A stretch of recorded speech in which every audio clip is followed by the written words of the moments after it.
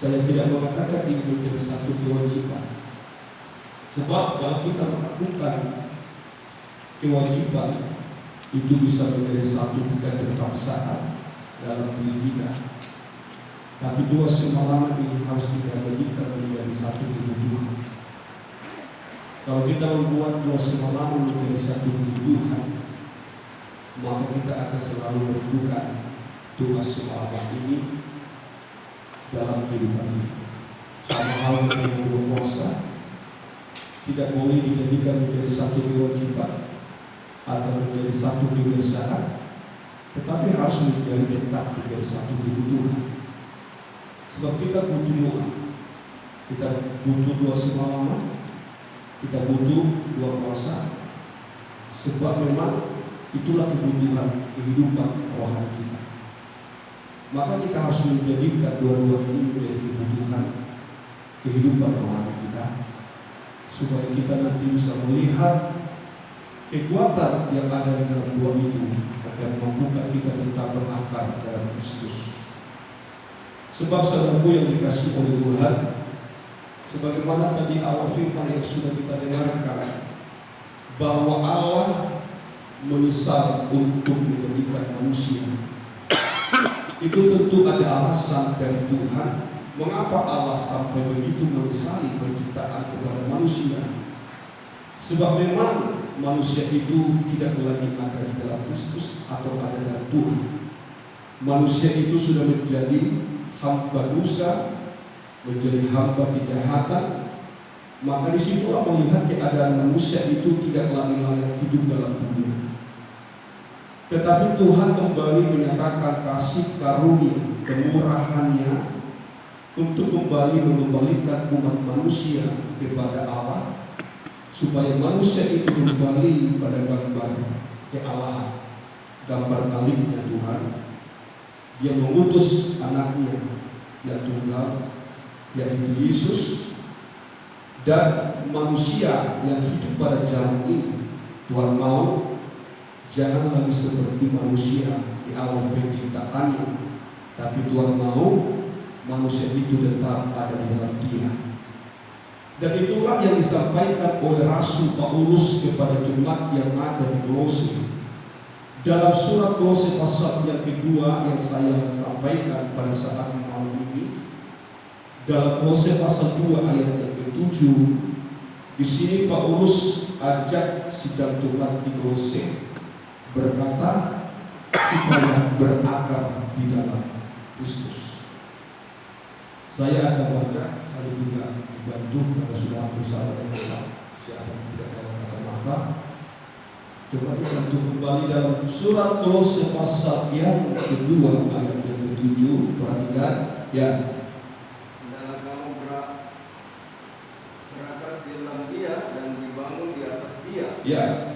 Hendaklah kamu bertambah teguh dalam iman yang telah diajarkan kepadamu, dan hendaklah hatimu melimpah dengan syukur. Nah, kalau kita melihat satu pernyataan firman Tuhan yang dituliskan oleh Paulus, dan inilah yang menjadi kehidupan Allah dalam hidup saya dan saudara. Berakar di dalam Kristus, dibangun di dalam Kristus, dan juga dikatakan tadi, coba sekali lagi, berakar di dalam Kristus, dibangun di dalam Dia, dan bertambah dalam iman. Bertambah, ulang sekali, bertambah teguh dalam iman. Saya mencatat ada 4 poin yang harus kita miliki.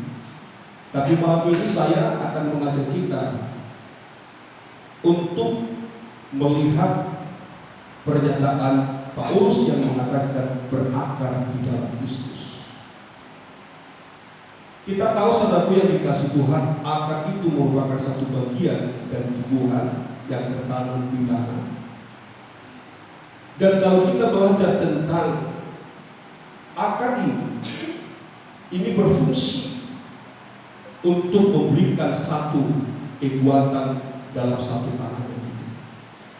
Sebab kalau kita tahu semakin dalam akar satu pohon tertanam, maka pohon itu akan menjadi kuat. Semakin dalam akar itu tertanam, maka pohon itu akan semakin mampu menghadapi segala angin, guncangan, angin apapun. Maka di sini kalau kita diajar Paulus berakar di dalam dia, ada tujuan dari Paulus bagi saya dan saudara. Di sini Paulus mau supaya kita menjadi satu kehidupan yang teguh dan kuat di dalam pencobaan. Maka kita harus belajar berakar di dalam dia. Sebab kita menyadari tidak ada satu kekuatan yang mampu melawan rintangan-rintangan iman dalam kehidupan kita. Dan satupun manusia tidak akan pernah dapat melewati pencobaan-pencobaan yang begitu berat dalam kehidupannya dengan berjalan sendiri. Tetapi Paulus mengajar mendidik sidang jemaat di Kolose, kamu harus berakar di dalam dia. Sebab Rasul Paulus sangat begitu memahami tantangan jemaat. Paulus mengerti dan memahami begitu banyaknya beban, rintangan, pencobaan, ujian yang akan dialami anak-anak Tuhan. Maka dia ajar jemaat di Kolose ini supaya hidup berakar di dalam Kristus, supaya jemaat itu dapat kuat atas segala pencobaan-pencobaan yang dihadapi. Sebab kalau seorang satu pohon tidak memiliki akar yang kuat, maka di saat datang angin akan ada yang gugur. Dan itulah yang harus kita waspadai dalam diri kita. Adapun kita mengadakan dosa malam semacam ini, tujuannya apa? Kalau aku berkata kepada sahabat-sahabat, teman-teman sahabat Tuhan, apa tujuan kita berdosa malam? Ada orang mengatakan supaya pelayan kita diberkati oleh Tuhan, supaya Tuhan bertambah-tambahkan Tuhan. Terlalu rugi kita berdoa semalam akan hal itu. Kalau saudara punya beban dalam doa semalam saat malam ini, tetapi beban itu hanya kepentingan secara manusia lalu dia tidak. Betapa ruginya kita adakan doa semalam.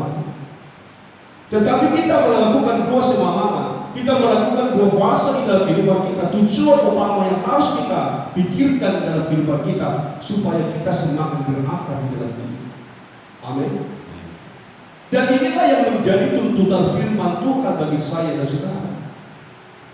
Sebab kalau kita tidak hidup berakar dalam Kristus, maka kita bagaikan pohon yang tidak akan tahan dan kuat dalam pencobaan, dan satu saat kita akan menjadi gugur. Sebab di dalam akhir zaman ini, saudara yang dikasih oleh Tuhan, kita nanti akan melihat satu keguguran yang besar di dunia ini. Dan kita harus menjaga hati kita.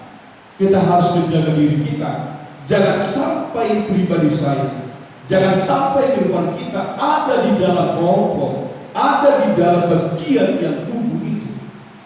Coba kita melihat di dalam kitab Wahyu pasal yang ke-12. Dan ini salah satu hal yang paling ditakutkan oleh Rasul Paulus bagi gereja Tuhan. Maka Paulus mengajar mendidik anak-anaknya supaya dia dapat berakar di dalam Kristus. Kita lihat dalam kitab Wahyu pasal yang ke-12, dimulai dari ayat yang haleluya, dari ayat yang ke-3. Perhatikan, ya. Maka tampaklah suatu tanda yang lain di langit, ya. Dan lihatlah seekor naga merah padat yang besar. Dan lihatlah seekor naga merah yang besar. Kita tidak bisa langsung memahami bicara tentang naga seekor naga merah itu seorang atau seekor naga secara fisik, tetapi ini merupakan satu gambaran, satu simbol yang diungkapkan oleh Rasul Yohanes di masa yang akan datang. Ada satu kekuatan yang sangat besar yang akan dihadapi oleh gereja Tuhan. Naga besar itu tidak dihadapi oleh dunia, tidak dihadapi yang tidak mengenal Tuhan, tidak dihadapi oleh kehidupan manusia yang tidak beriman kepada Allah, atau aku bisa mengartikan bukan dihadapi orang Kristen yang hanya berdua 30 kali lipat. Tetapi kalau kita membaca dalam kitab Wahyu pasal yang 17 ini, bahwa seekor naga merah itu yang menghadapinya nanti adalah gereja Tuhan yang mungkin sama sekali sudah berbuat 60 kali. Sebab dikatakan sepertiga bintang. Coba kita lihat di dalam selanjutnya, di dalam ayat yang terusnya, teruskan. Ya. Berkepala 7 dan bertanduk 10. Ya. Dan di atas kepalanya ada 7 mahkota. Ya. Dan ekornya menyeret sepertiga dari bintang-bintang di langit. Perhatikan itu. Dan ekornya itu akan menyeret sepertiga bintang-bintang di langit. Terus kan? Ya. Dan melemparkannya ke atas bumi. Kata melemparkan itu menggugurkan sampai benar-benar gugur tergeletak. Itulah keadaan kehidupan gereja akhir zaman itu. Kalau kita bicara tentang bintang-bintang, itu orang yang percaya.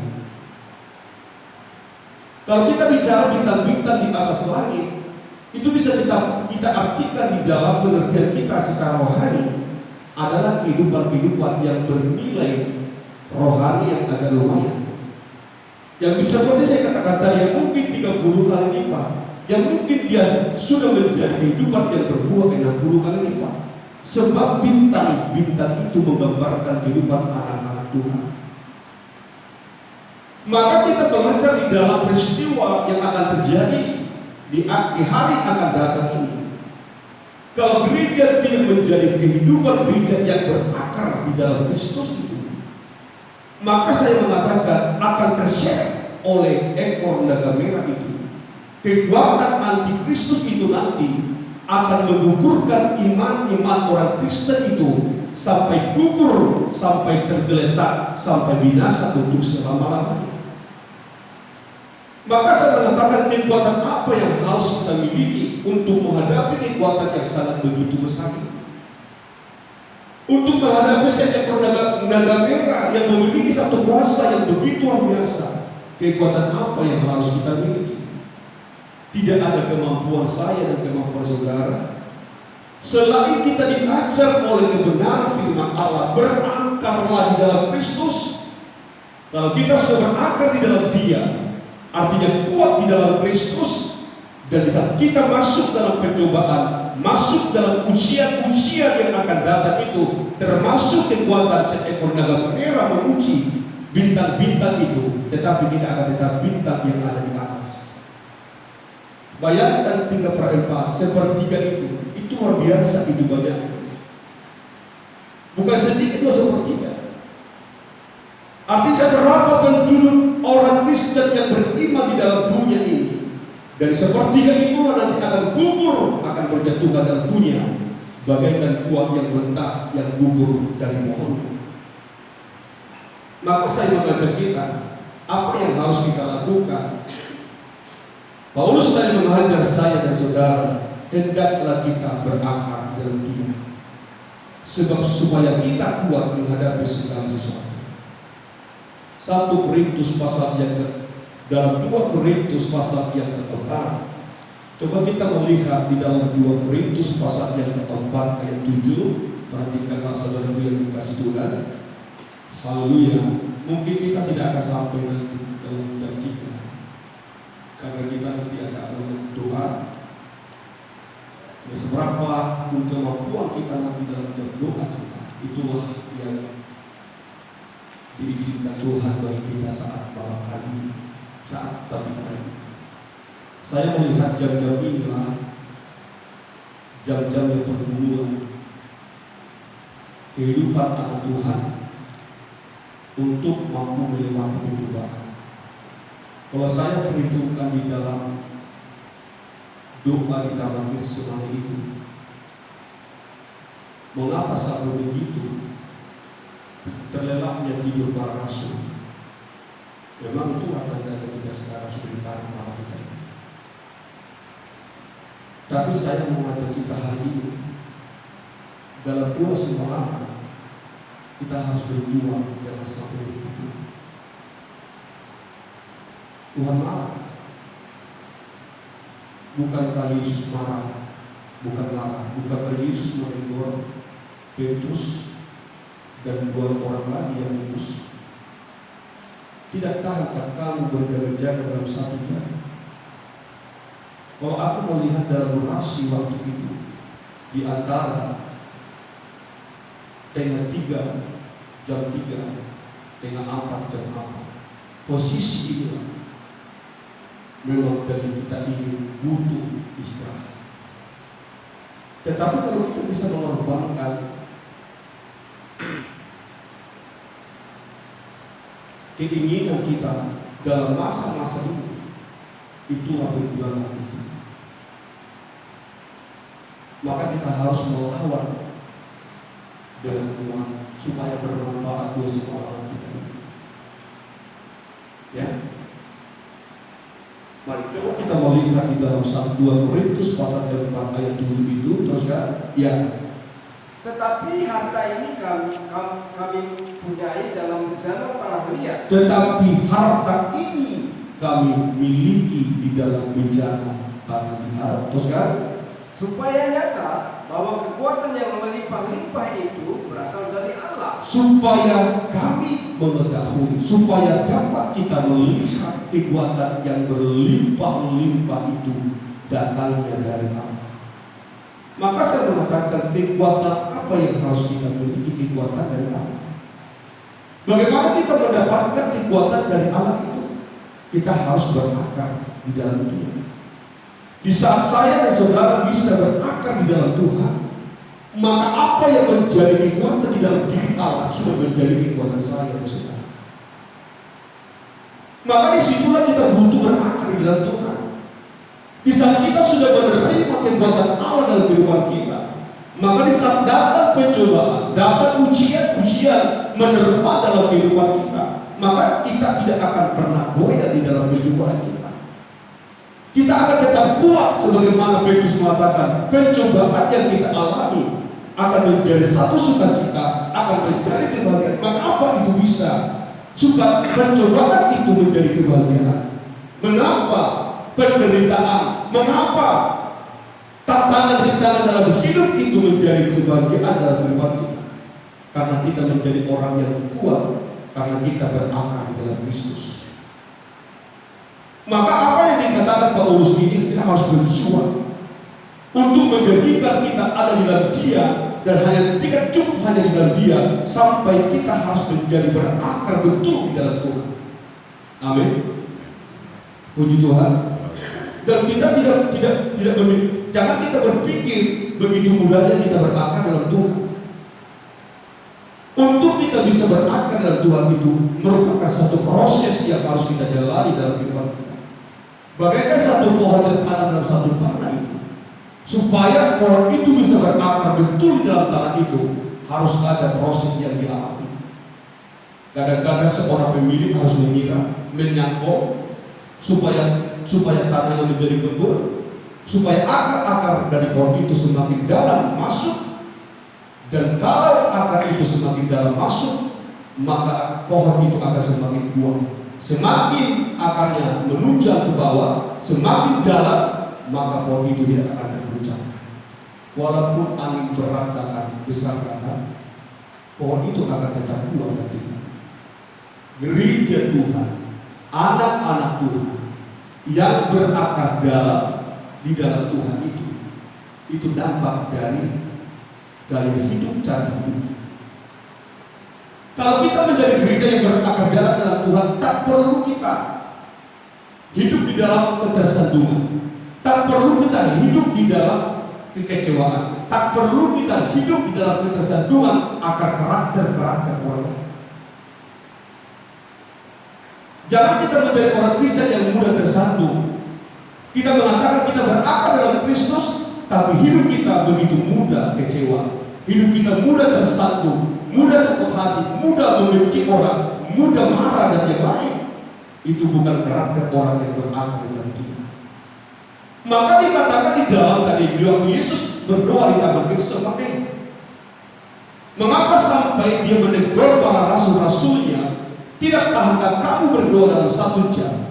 Sebab dalam doa 1 jam inilah membuat mereka bisa berakar di dalam Kristus lewat penderitaan nanti.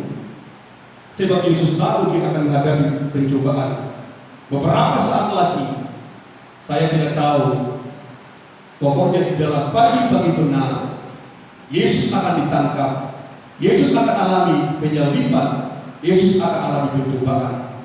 Mengapa dia bisa menghadapi pencobaan yang begitu besar itu? Sebab Yesus berakar bagi dalam Allah. Tapi Petrus dan rasul lain, mereka lari dari pencobaan, mereka lari meninggalkan Yesus yang menderita. Mengapa? Di dalam doa mereka tidak mampu berakar dalam Kristus.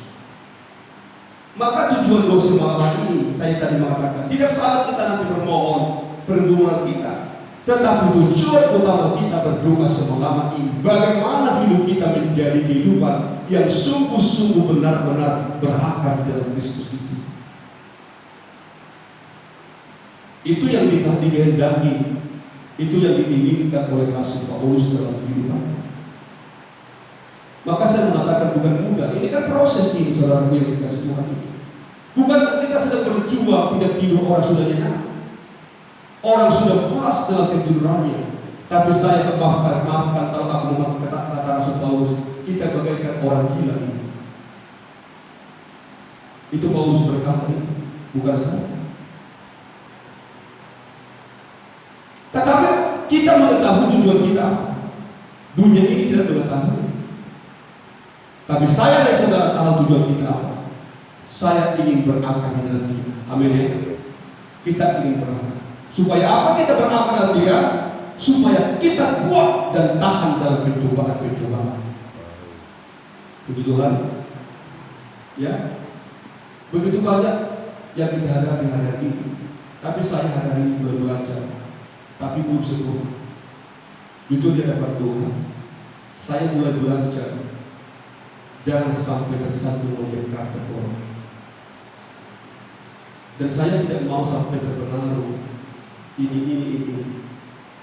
Ini masih dalam proses bagi saya. Sebab apa? Sebab saya merasakan itu bukan dari kekuatanku. Semakin aku banyak menggali firman Tuhan dan berdoa kepada Tuhan, saya semakin mengalami satu kuasa itu dari saya. Bagaimana hidup yang berakar dalam Tuhan. Maka saya mengatakan, mengapa kehidupan anak Tuhan itu tidak mampu menghadapi persoalan dalam dunia? Mengapa kehidupan kita tidak mampu menghadapi ujian? Sebab kita belum berakar dengan Tuhan. Tuhan mau kita berakar dengan Tuhan. Ya, saya melihat juga kedua, fungsi daripada anak itu adalah untuk menyerap sari makanan, untuk menjadi satu pertumbuhan, supaya satu pohon itu bisa bertumbuh dengan benar, dan sampai pohon itu dapat berdaun dan juga sampai menghasilkan buah, harus memiliki akar yang sehat. Maka kalau kita menjadi Kristen yang berakar di dalam Dia, sesungguhnya pertumbuhan iman saya dan saudara itu harusnya, pertumbuhan karakter kita harusnya. Jangan kita mengatakan kita berakar di dalam Kristus, tapi pertumbuhan karakter hidup kita, pertumbuhan iman kita tidak sesuai dengan kita berakar di dalam Kristus. Bukankah kita banyak mengatakan kita berakar dalam Kristus, tapi iman kita tidak ada? Bukankah kita mengatakan kita berakar dalam Kristus, tetapi pertumbuhan rohani kita tidak ada? Seorang yang berakar di dalam Dia itu nampak dari pertumbuhan iman, nampak dari pertumbuhan rohani dalam kehidupannya. Kalau kita bertumbuh di dalam iman yang baik, bertumbuh dalam kerohanian, bertumbuh dalam karakter-karakter yang baik itulah yang membuktikan saya sedang berakar di dalam Kristus Tuhan kita. Amin. Puji Tuhan. Maka saya mengatakan itu sebab kita harus bertumbuh, terus bertumbuh dalam Tuhan. Kita tidak diizinkan Tuhan stagnan ya. Tidak diizinkan Tuhan. Tetapi kita harus memiliki satu grafik yang benar, memiliki grafik yang meningkat terus keimanan kita, bukan merosot. Makanya itu yang menjadi satu pertimbangan besar bagi saya. Kalau kita tidak memiliki grafik yang meningkat di dalam segala sesuatu untuk Tuhan, salah satu teguran Allah kepada Tuhan, aku melihat dari pekerjaanmu tidak ada, self-worth. Tuhan mengatakan, aku melihat pekerjaanmu yang dulu dan dengan yang sekarang lebih hebat pekerjaanmu sekarang, bertumbuh. Dan itulah yang diinginkan oleh Tuhan. Dan itulah yang dikehendaki oleh Rasul Paulus bagi jemaat di Kolose. Maka Rasul Paulus berkata, hendaklah kamu berakar di dalam Dia, supaya kamu kuat pertama-tama. Kedua, supaya kamu bertumbuh dengan baik. Dan pertumbuhanmu itu sampai benar-benar mengarah kepada Kristus yang adalah sebagai kepala kita. Pertumbuhan kita bukan kepada dunia. Amin. Tetapi pertumbuhan gereja Tuhan itu, pertumbuhan anak Tuhan itu harus mengarah kepada di mana Kristus sebagai kepala yang ada tubuh kita. Itu pertumbuhan yang benar bagi gereja Tuhan, bukan di dalam fasilitas. Tidak salah kita memiliki fasilitas yang bagus, tapi kalau kualitas rohani kita merosot, bangunan fisik itu tidak berguna. Sebab kita dibangun yang mengarah kepada Kristus sebagai kepala, bukan kita dibangun kepada hal-hal yang lahir. Dan itulah yang harus kita miliki. Tidak salah kita memiliki gedung yang besar, tidak salah kita memiliki gedung yang megah-megah. Karena memang ini rumah Tuhan yang harus kita tata dengan baik. Tetapi ingatlah tujuan utama kita, bukan arahnya kepada perkara yang lahir, tetapi tujuan pertumbuhan gereja itu harus kepada Kristus sebagai kepala. Amin. Maka harus perlu berakar. Coba kita lihat dalam 1 Petrus 2 ayat 2. Apa yang dikatakan Rasul Petrus dalam soal pertumbuhan itu? Yuk, dalam 1 Petrus 2 ayat 2, saudaraku yang dikasih Tuhan, yang yuk, Bapak-Bapak, sebentar ya, kita akan akhiri ini. Nanti kita doa, yuk, puji nama Tuhan. Ya.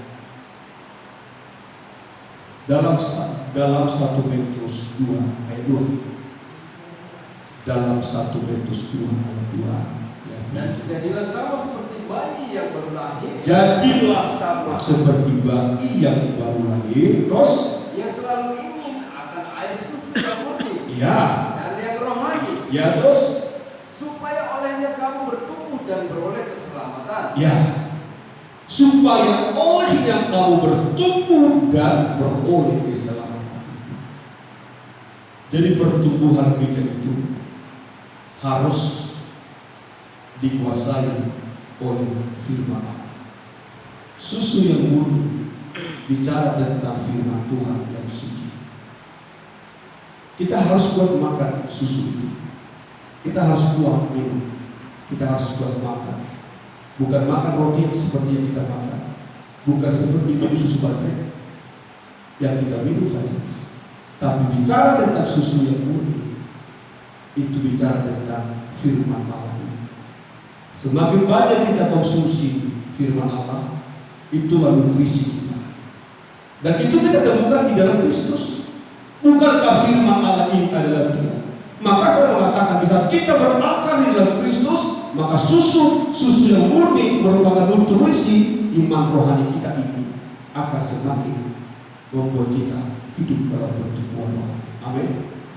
Puji Tuhan. Maka jangan bosan-bosan dengan firman. Saya tak pernah bosan pada firman. Saya tak pernah bosan dengan firman. Malahan saya jujur di hadapan Tuhan lebih suka aku mendengar daripada berdoa. Ini tanya ibu kepala. Hamba-hamba Tuhan di kalangan hamba Tuhan selalu mengatakan parakes, Bapak. Bagi saya itu berat. Bagusan saya minum susu bertumbuh. Karena apa?